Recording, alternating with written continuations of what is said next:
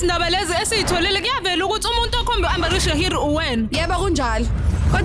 Kodwa into engiyaziyo mina ukuthi akusiyena umnumzane uLahiri, omunye umuntu. Kanti ukhuluma ngobani nobani yena loyo?